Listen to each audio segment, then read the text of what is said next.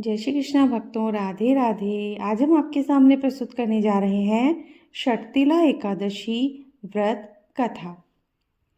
माघ मास के कृष्ण पक्ष की एकादशी को षटतिला एकादशी कहते हैं। इस दिन भगवान विष्णु की पूजा की जाती है। इस दिन काले तिल और श्यामा गाय के दान का विशेष महात्म्य है। शरीर पर तिल के तेल की मालिश, तिल जल से स्नान, तिल जलपान तथा तिलों के पकवान की इस दिन विशेष महत्ता है। विधि पूर्वक यह व्रत करने वाले को रोगों से मुक्ति मिलती है और सुखों में वृद्धि होती है। एक समय लादव्य ऋषि ने महर्षि पुलत्स्य से पूछा, हे महाराज, मृत्युलोक में मनुष्य ब्रह्म हत्या आदि अनेक महापाप करते हैं, पराये धन की चोरी और दूसरे की उन्नति को देखकर ईर्ष्या करते हैं तथा अनेक प्रकार के व्यसनों में फंसे रहते हैं, फिर भी उन्हें नरक प्राप्त नहीं होता। इसका क्या कारण है? न जाने वे कौन सा दान अथवा पुण्य वे करते हैं जिससे उनके पाप नष्ट हो जाते हैं। यह सब कृपा पूर्वक कहिए। पुलस्त्य मुनि कहने लगे, हे राजन, आपने अत्यंत सुंदर प्रश्न पूछा है। इससे संसार के जीवों का कल्याण होगा। ब्रह्मा, विष्णु, रुद्र तथा इंद्र आदि भी इस गुप्त भेद को नहीं जानते, परंतु संसार में भले के लिए मैं आपको यह सुनाता हूँ। माघ माह के लगते ही स्नान आदि से शुद्ध हो इंद्रियों को वश में करके काम, क्रोध, लोभ, मोह, अहंकार, ईर्ष्या, अभिमान आदि त्याग कर भगवान का स्मरण करना चाहिए। पुष्य नक्षत्र में गोबर, कपास, तिल मिलाकर उसके कंडे बनाने चाहिए। उन उपलों में से 108 बार हवन करना चाहिए। यदि उस दिन मूल नक्षत्र हो, साथ ही एकादशी तिथि भी हो तो और भी श्रेष्ठ है। स्नान आदि नित्य क्रिया से निवृत्त होकर देवाधिदेव श्री भगवान विष्णु की पूजन और एकादशी का व्रत करें।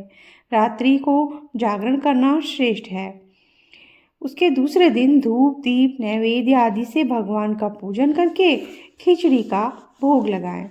भगवान विष्णु का पूजन करके पेठा, नारियल, सीताफल और सुपारी सहित अर्घ्य देते हुए विनय करें, हे भगवान, आप दीनों को शरण देने वाले तथा इस संसार सागर में फंसे प्राणियों का उद्धार करने वाले हैं।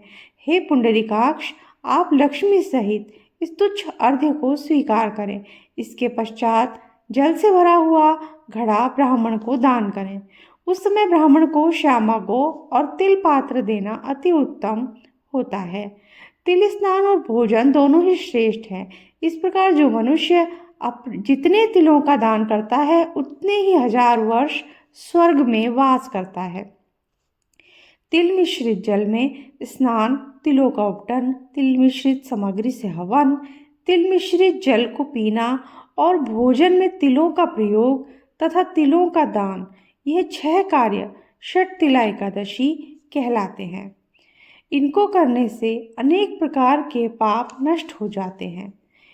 इतनी कथा कहकर पुलस्त्य ऋषि कहने लगे कि एक समय नारद जी ने भी भगवान श्री विष्णु से यह प्रश्न पूछा था और भगवान ने षटतिला एकादशी का जो महात्म्य नारद जी से कहा था वह मैं तुमसे कहता हूँ।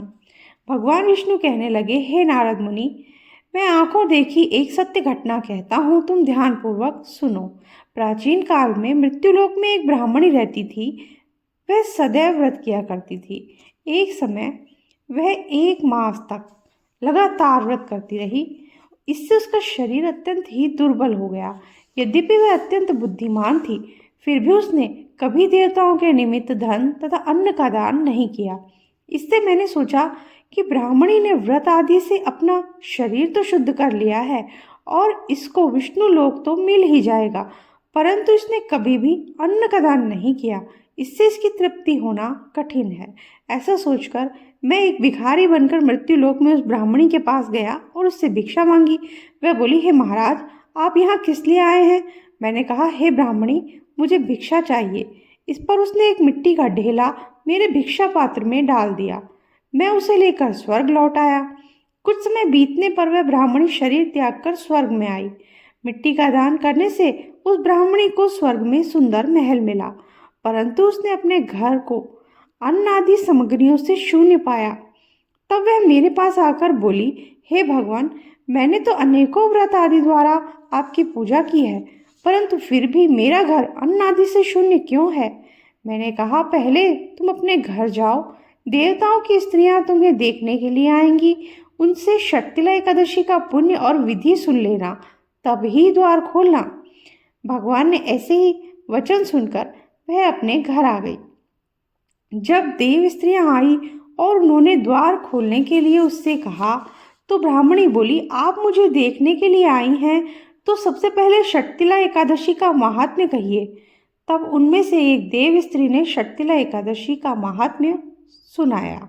ब्राह्मणी ने महात्म्य सुनकर घर का द्वार खोल दिया। दिव्यांगनाओं ने देखा कि वह ना तो गांधर्वी है और ना आसुरी है, वरन सांसारिक वृद्धा है। उस ब्राह्मणी ने देवियों के कथनानुसार शक्तिला एकादशी का व्रत किया।